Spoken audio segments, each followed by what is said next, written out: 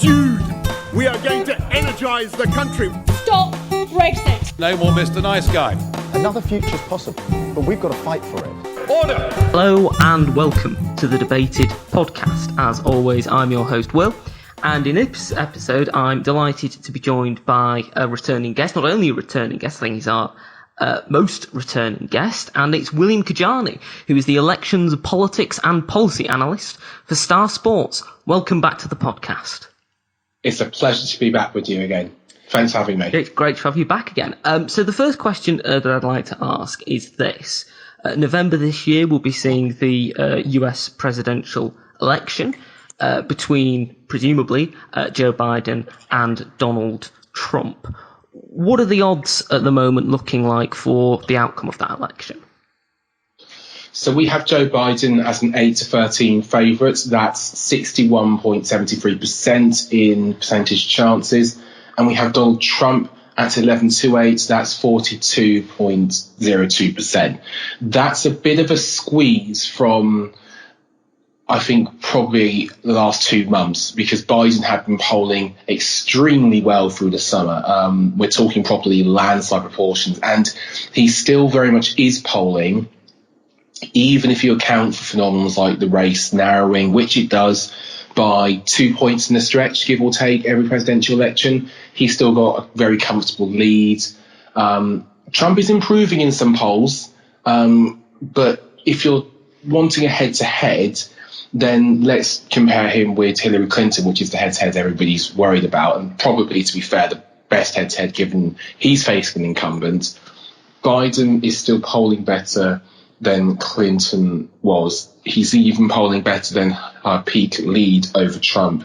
7.5 points was her peak lead over Trump. That's as a polling average. Biden is doing slightly better than that as we speak, albeit different situation, convention balance, etc. So at the moment, it does look like Biden is going to win the presidential election. But of course, people have been preparing, both the Democrats and the Republicans, for if there is a repeat of 2016 where the Democrats win the popular vote, but Trump manages to win the Electoral College vote. How likely do you think that is to happen? Do you think that we could see a repeat of 2016 as we go closer into the election? Well, to try and give you some market's perspective on it, we go 5-4, so that's 44.44% that the Republican candidate, whoever it is, in all eventualities would win. So it's 5-4 essentially. And we're 9-2 that the Republicans actually win the popular vote. So 18.18% probability that they win the popular vote, reverse that around, essentially 80 or more percent chance that the Democrats would win the popular vote again. And I think, to be honest with you, you'd have to expect, more likely than not, I think the Democrats to win the popular vote. I'd have thought in a normal scenario. Obviously, this isn't it, but just to give listeners some sort of context. How likely is it that we have an exact repeat of 2016? I'd probably want bigger than 9-2 on that, but I don't think it's completely impossible.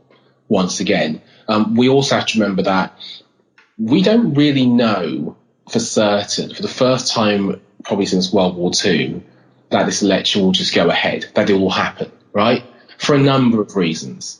Obviously, mainly public health related, but also worryingly despotic reasons, namely the fact that the current president is now actively sabotaging, or at least intending to make it as difficult as possible for people to vote without going to the polls.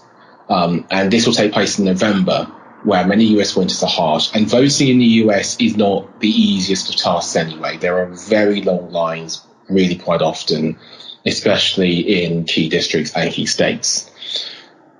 So with all that in mind, what the popular vote looks like can't be taken for granted.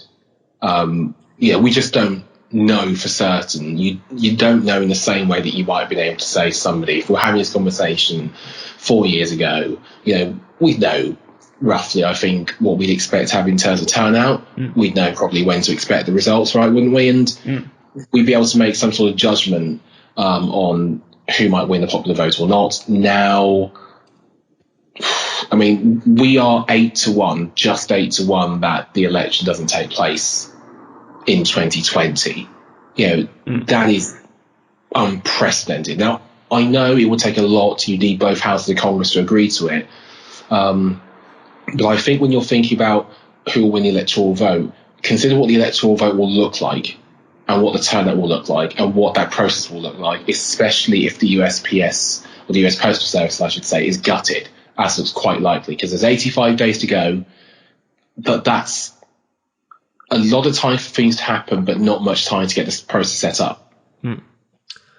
Now, as you mentioned, there has obviously been, it would seem, from the Trump camp, attempts to interfere through the US postal system and through other means with the result. If we do see a 2016 like result, and there are clear indications that the president has in some way attempted to meddle with the election, do you think that the Biden camp would start legal proceedings? And if they do, how successful do you think that they would be?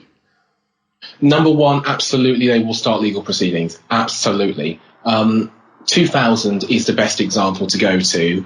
And I think it's really not impossible you see 2000, but on a more audacious and larger scale. Although that said, going back in hindsight, 2000, again, there's a lot of partisan views on this, and I'm not going to claim to be an oracle of all things electoral law in America, but it was a pretty brazen grab. And I think any reasonable person should be able to see that. That's my opinion. We are just 4-1, so 20%, that Trump loses the election and refuses to leave office. We define that, by the way, as refusing to accept the result publicly and also refusing to attend the inauguration. But if there was to be direct electoral interference, which I think is becoming more likely, I think it's already happened in a way, yes, expect legal proceedings. How successful those proceedings be? I think if you're rooting for Biden in that sense, I think you can have some reasonable amounts of hope. Trump's not had a great time with the courts, it has to be said. The cultural war has gone the Conservatives' way in America, I think, but that's the Supreme Court level, and even then not all the time. Trump has been battered by district and state courts. So have many of those more, I think, extreme right causes. So, long story short, I think that if there was to be really clear, obvious game in the election, I do think Trump would be in trouble. But then again, it's unprecedented. And so many things that you'd have thought would have taken down a normal president haven't really taken down a normal president, although he's not normal. Now, we are today supposedly expecting Joe Biden to announce his running mate. Now, first thing I'd like to ask regarding this is, why do you think he's spent so long picking his running mate? And secondly, how important do you think his pick will be to the ticket? So Joe Biden has history with this. He is a deliberator, quite a big one, really. And he's taken a methodical approach to this election, which is understandable to see. Basically a direct contrast to the sort of insane and mad chaos of Trump. And I understand that approach for his campaign team, and I think it's working. I think it's working better with 4 years of Trump, and especially the coronavirus crisis in the background as well. So with that in mind, I understand why they're willing to wait. I also think in general that there's reason they're taking so long with the vice presidential pick. And there's a really good article from Hans Nichols and Alexei McCammond of Axios on this. But long story short, there's one aim they want here. Don't let the running mates hurt you. As long as he comes out neutral or better, they'll consider that vice presidential pick a success. In terms of how important do I think it is, I think it's really more important for two reasons. Number one, there are, and I'm not trying to be mean here, but people have made this an issue anyway. There are worries about Biden's cognitive skills. And also he's a very old president anyway, or he would be a very old president anyway. He's 77. Those things go into account. Number two, they want ticket balance as well. What effect do vice presidential candidates have remains to be seen, but Biden was certainly a very notable vice president himself. And I remember still the effect that Sarah Palin, etc., had when she came onto the scene. So I think it's definitely something worth getting right. Now, the two names that have been floated the most recently in terms of his vice presidential pick have been Susan Rice, who was the US ambassador to the UN and also served as national security advisor, and Kamala Harris, who is Senator for California and was also Attorney General in California. What are your thoughts on these two people as picks, these two women as picks, and do you think that there's one out of the two that would help Biden more than the other? Okay, so what luck. We've got odds for this. Kamala Harris is the 10 to 11 favourites in this market.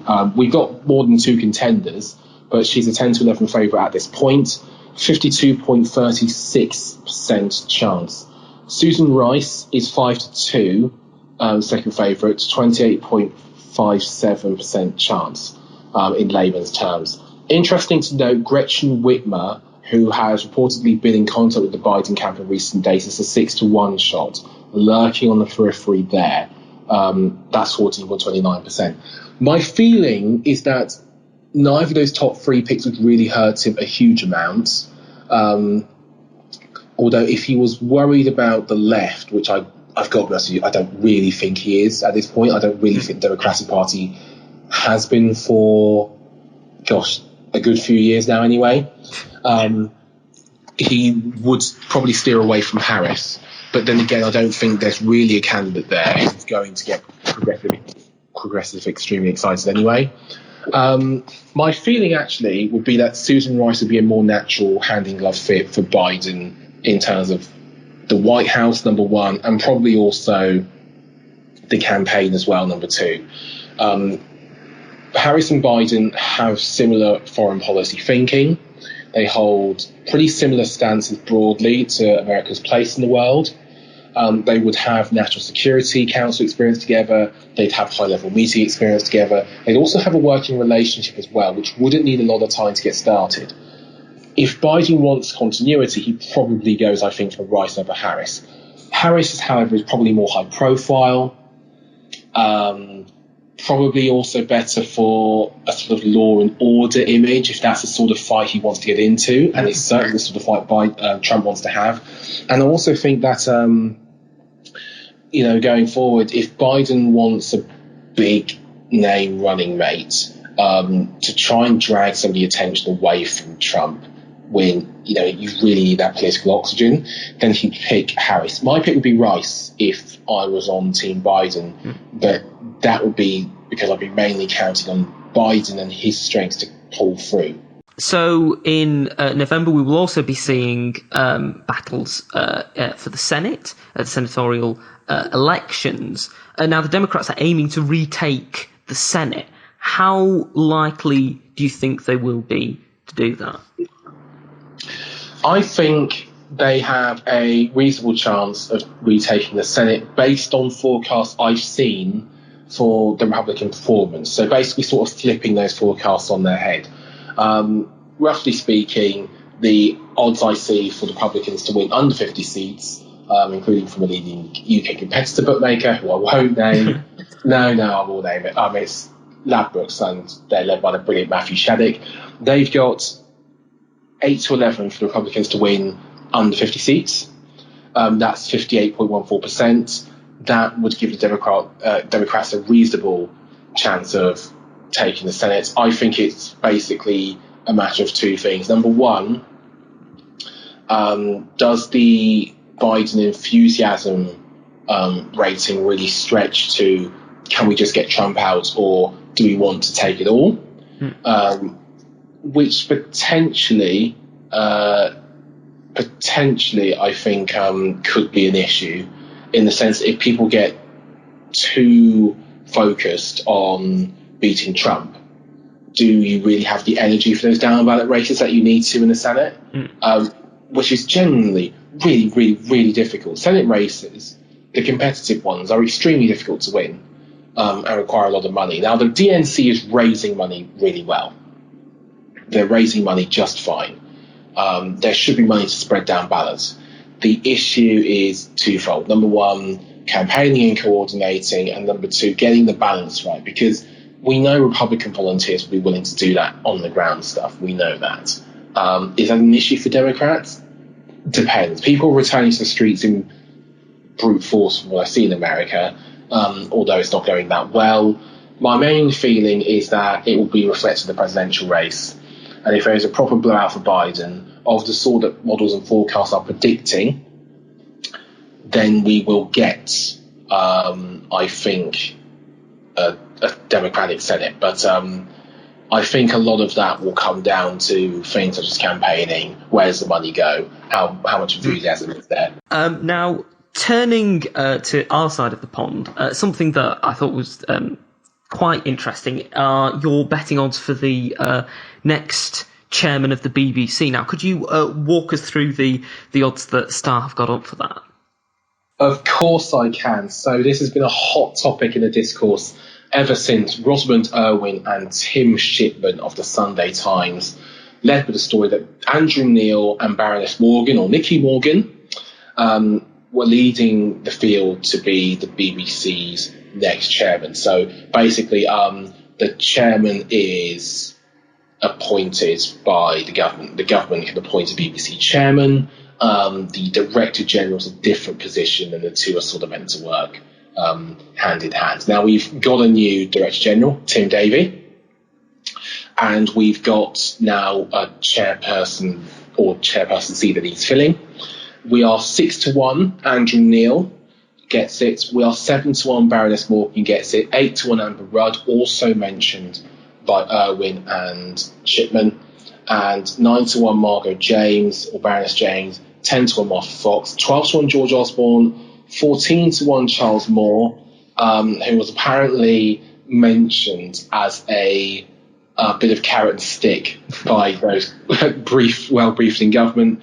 And then we're 20s Fran Unsworth, 20s Jane Purnell, 25-1 Bob Shennon, and 25-1 Charlotte Moore. We've also got Jay Hunt at 25-1 as well. Given these odds and given the people that are listed, what effect do you think that this will have on the future of the BBC if any of these people are chosen as the next chair? It's big. This is really, really big. The future of the BBC, I think, is now a question that's at the forefront of the national discourse. It has less defenders than it used to, and those defenders, I think, are also less passionate about it. I think mainly because, and again, I'll get pelted for this, whatever I say, but a lot of people project their own opinions and their hopes and fears on the BBC. I think also people view it more so now than ever as a sort of key tool in the culture war and a battleground that needs to be won, or at least needs to be fought over as intensely as is possible all of the time. So with that in mind, the next chairman is a really big thing. The corporation's already at a number of crossroads. Number one, the financial hits it's got to take. The cuts have been brutal, unfortunately, and I don't really have much sympathy, actually, with current head of news, Fran Unsworth, who's got to go and who's got to make those savings purely because I think the government screwed the BBC over with the licence fee decision. And I think the BBC is bearing the brunt of that. And I think also they're trapped in a number of cultural fronts as well. But there's also, where does the BBC go in the future? It's still a very much loved part of national life. And I believe polling would, bear that out. But thinking ahead here, the average age of the BBC's televisual audience is high. It's very high compared to Netflix, very high compared to Amazon Prime, Disney Plus, etc. And also, and this is one thing, whilst the BBC has strong engagement with younger people online and also with podcasts, I don't know if that audience can be kept together across all the platforms. And I wonder if you'll see a split between the linear television audience, so the sort of person you'd expect to watch EastEnders or the news at 10, right, or the Radio 4 or the Today programme or something, or listen to the Archers, but I'm mainly thinking TV, or, watching gratuitous train journeys or whatever, tuning into something at a linear time, or basically the sort of person now who would listen to newscast in the morning and then on a walk or a run whilst doing the dishes listen to Louis Theroux's I think it's Ungrounded, or who would listen to any one of the podcasts that the BBC has, which is clearly marketed to younger people and clearly doing very well. So I think the BBC's had a big crossroads in terms of audience and in terms of finances. That's before you get to the sort of cultural stuff, which I think it's caught in a bind on, because you have, I think, an atmosphere where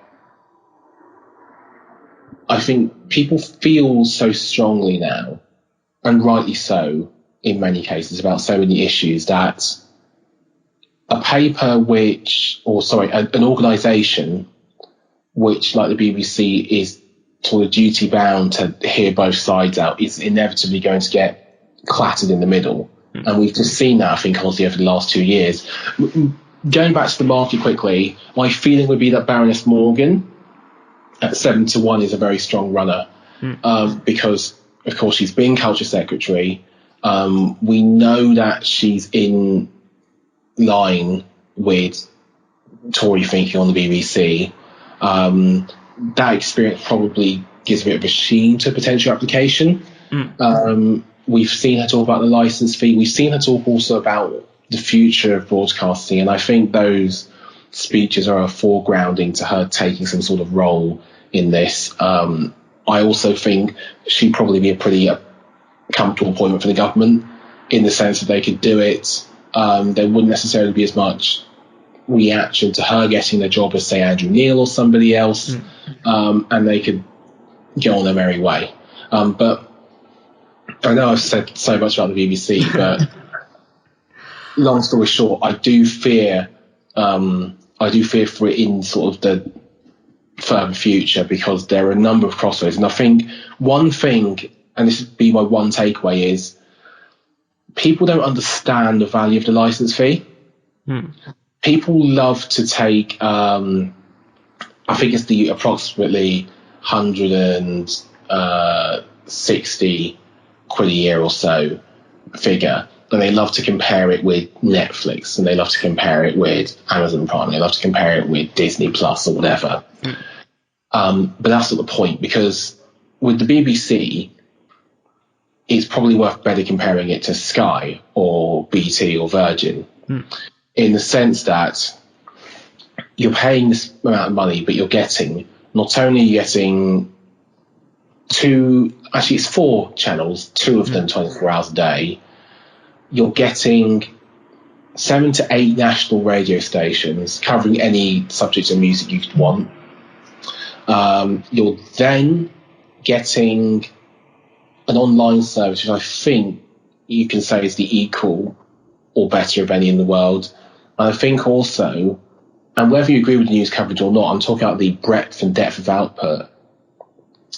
Getting a news subscription that gives you, I think, more value and certainly more volume of reporting than any British newspaper, or any world newspaper, actually. I think probably it just about beats the New York Times and Washington Post still.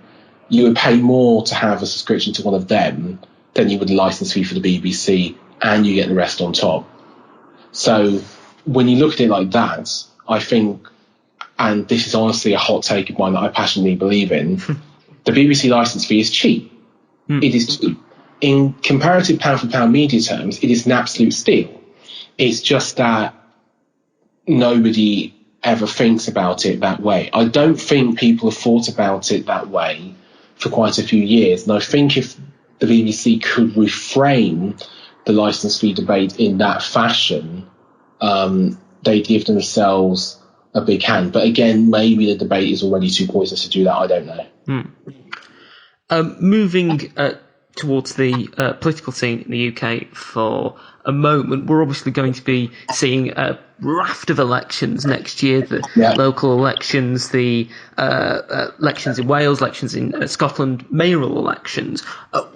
What are the sort of like situations of the parties in those different races at the moment? I mean, how are the Labour Party and the Conservative Party looking in the local elections, for example? The Conservatives will be very happy for two reasons, or at this point for two reasons. Number one, Boris Johnson's brand remains, although quite beaten, it's not broken.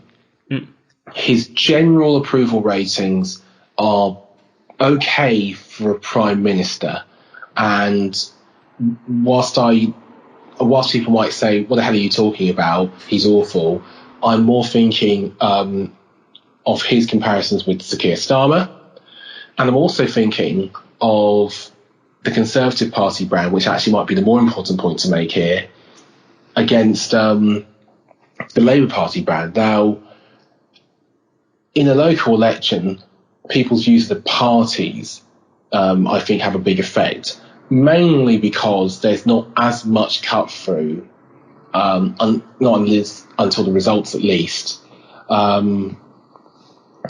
compared to a general election when people are constantly scrutinising, the people at the top. Now, in a head-to-head against Boris Johnson, Sir Keir Starmer will probably feel, I think, reasonably good so far. You know, he's got a lot of work to do, but so far I think he's managed to, and I don't know if the polling will hold up on this, but so far he's managed to cut back, I think, bits of that gap. And at least certainly his approval ratings are higher than Corbyn's.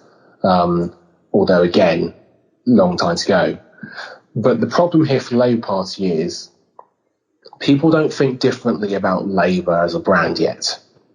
And that's going to take immeasurably more work than it ever would for people to think about Sir Keir Starmer positively. Now, there are a couple of big caveats. Number one, we're heading into the difficult part economically of coronavirus. That might sound crazy, but at this point, speaking on 10th of August, you have, I think, still a few million, you have about 7 million people, I think, on furlough. You've had certainly a spate of job losses yet, but most people, as I understand it, are still sort of just about managing. That's not going to be the case in the next couple of months. You are going to see, very unfortunately, a lot of redundancies. A lot of businesses will go under. A lot of people will lose jobs that can't be replaced easily, specialist jobs. I'm thinking, again, the arts, which aren't going to get targeted furlough, but also probably won't be allowed to reopen in an economically viable fashion compared to other places, such as some other parts of the hospitality industry. And that's all going to lead to, unfortunately, a lot of economic hurt and pain. Then I think, secondly, you have Brexit, which has been lurking in the background and which is going to go on full speed ahead. That's very important for two reasons. Number one, government bandwidth to tackle it. Now, you can have your views on Brexit as to whether it's good or bad. We're past that. It's happening. I'm not here to try and convince anybody to change their mind about the referendum or to change their mind about whether it's good or bad. We need to focus now on making the relative best of it. The ideal time to do that is not when you've had to rewrite the economic rule book just to keep the country afloat. It's also not the ideal time to do that when a service-based economy is going to need to continue social distancing for, let's be honest, at least the next couple of years. That's the odds-on chance. Just to be brutal, just to be brief. A Brexit that put our supply chain under real pressure, and remember, they're still dealing with coronavirus, they still will be for a long time, is going to be a huge problem. People aren't going to be happy if there's a double whammy of rising prices and also job losses, or shortages and also job losses, or shortages and other winter crises, flooding, the normal flu season, NHS backlog, which is now tenfold probably what it was before coronavirus, because people haven't come back to hospital, quite understandably, because they're terrified of going into one of the only places you're guaranteed basically to have the virus around. So all of that, I think, could completely change a government's standpoint with its voting public. I think a lot of people will have that brand loyalty to the Conservatives anyway, which will carry them through. But I definitely still think there's a place other parties to pounce when the going gets really, really tough. And you can see that with Labour's positioning in terms of, the jobs campaign. You can see where Labour are positioning themselves. I don't think that will look silly in a couple of months' time, although I do think they need to start building their own policy agenda to give themselves a foot grounding. But my main feeling is right now, if you ask a Conservative councillor, they'd say election tomorrow, please. And if you ask a Labour councillor, they'd say, let's see what happens in 2021. Now, of course, as I mentioned, we're going to be seeing elections in Scotland, Scottish parliamentary elections next year as well. Now, the SNP look like they're going to do fairly well. I think it's fair to say in those elections. How well do you think the Labour Party are going to do? How well do you think the Conservatives are going to do? Well, to use our old friend the Odds book here, we are 1 to 20, or 96.15%, that the most seats will go to the SNP. So that means basically in sort of an election scenario, we think there is only a 5% chance, or actually less than a 5% chance, that the party with the most seats won't be the SNP. That's how dominant they are currently. We are 12 to 1 on the Tories winning the most seats, and we are 16 to 1 on Labour doing so. So, long story short, not well.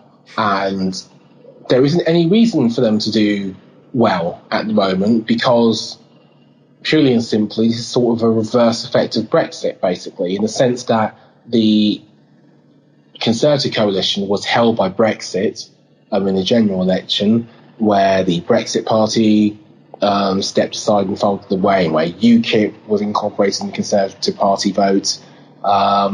That's almost sort of the same way in Scotland, in the sense that if you want to vote for independence, or if you want to vote for Remain, you've got one really, really obvious option, the SNP. That's not, by the way, to be disparaging to anybody or anybody's political opinions or belief. That's just sort of the brutal fact of the way the electorate is currently stacking up. My feeling also with Scottish Independence, and we have got odds on this as well, we're 10 to 11 that there is an indirect 2 before the end of 2025, and we're 4 to 7 that the Scots will vote yes. So in percentages, 52.36 indirect 2 for 2025, 4 to 7, 63.69% that they vote yes to it. And I think those odds are reasonable based on where Scotland is now, because much of the argument for staying within the Union was twofold. Number one, keeping the position sort of at the high table in Europe.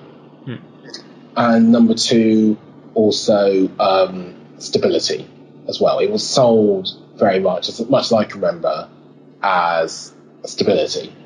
As there was plenty about devolution, and plenty of devolution I think has happened, although again, I wouldn't be wanting to speak for anybody Scottish here. But since then, you have had a torrent of events which have undoubtedly weakened the Union. And you have to remember that Scots will be watching people in Northern Ireland, even if they might not be very pleased with what's happening in terms of the deal with Northern Ireland, I don't know at the moment, getting a bespoke treatment, and one that is absolutely correct, by the way, to keep the border open between Ireland and Northern Ireland. And they won't have the same in Scotland either. And so many of the arguments that were made 5 years ago either feel culturally redundant or are basically just being disproven as we speak.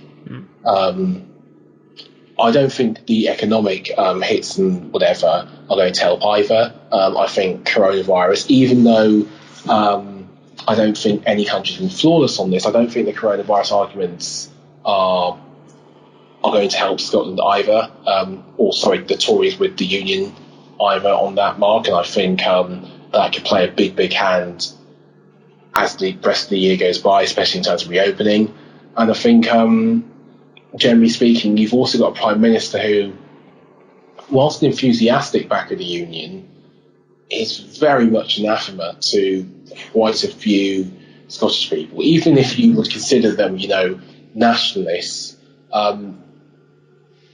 The most convincing argument, I think, for independence, or at least one of them, was always getting away from politicians who, lie and are deceitful or whatever down south. That's the way I think the SNP would frame it. This isn't a call out about Boris Johnson, whatever. It's just put quite simply, Boris Johnson isn't, I don't think, a terribly popular figure in Scotland. He's the ideal attacking point. So I can see independence only gaining more momentum, especially given that coronavirus and Brexit is putting the Union under so much pressure. We're coming towards the end of the podcast. It's been great to have you on again, William. And I've got one final question for you. Now, of course, we have been all, obviously, during the pandemic and, having to stay in a lot more than we usually would. And that has obviously had a lot of negative connotations for people, but in some instances, some people have found some positive connotations from it, whether it be redecorating the house or learning a new skill or something like that. So my question to you is, what one positive do you think that you have found out of having to stay in more? I've actually got more than one positive. Oh. Positive number one is that I've reconnected with the family a lot more, because I was travelling a lot for my job. I was spending large amounts of time away. I spent most of the election away. I then took a break over Christmas. And, normally speaking, we didn't see each other a lot. But no, it's brought us close together, I think, as a family unit, and I couldn't thank them enough for what they do for me. The other thing it gave me a chance to do was read, as in get down to some proper book reading, which I haven't done for ages. And if I could, I know it's really cheeky, but could I possibly recommend a couple of books to read as the podcast? Yeah. More than happy to let you do that. Awesome. Okay, so the first is Not Buying It by Charlotte Henry. Now, admittedly, debated listeners might groan a bit, because you're probably more than aware of the dangers of fake news, but this was genuinely a really insightful read. I really enjoyed it. I think it allowed me to refresh my mind a bit. in terms of the challenges that we face and also some of the current examples of what's going on. I've got Equal by Carrie Gracie, which I had a chance to read. I think it's an absolutely brilliant book. I think it's something that I know this is really cliche, but every CEO and chairman of the board or whatever should be forced to read a book like that. Absolutely. And the last one, but not the least, it was not necessarily it's not a book that's even out, but it's one that I encourage you to really, really wait for or support if you can. Women Who Won by Ross Ball. Now, this is a book basically about really famous female leaders who have been completely ignored by history, like, say, Benazir Bhutto, or whatever, which is, that's one name I'll give you.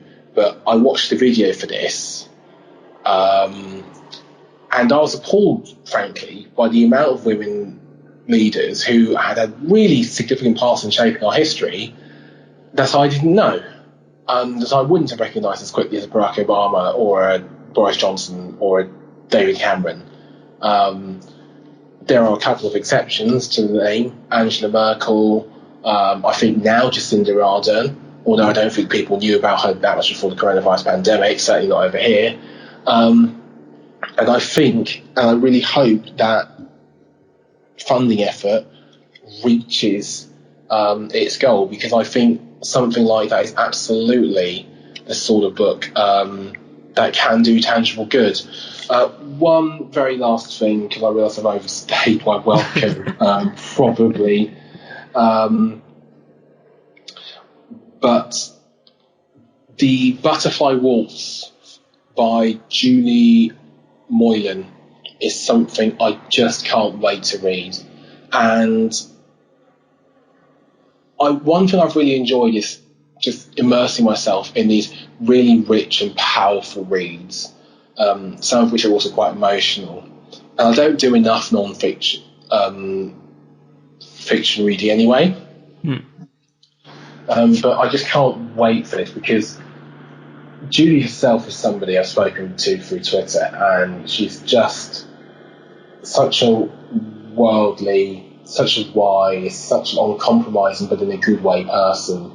And I really, really cannot wait, frankly, to read this and to be sort of taken away. Because if there's one thing that lockdown taught me, is the value of a good book and just digging yourself into that.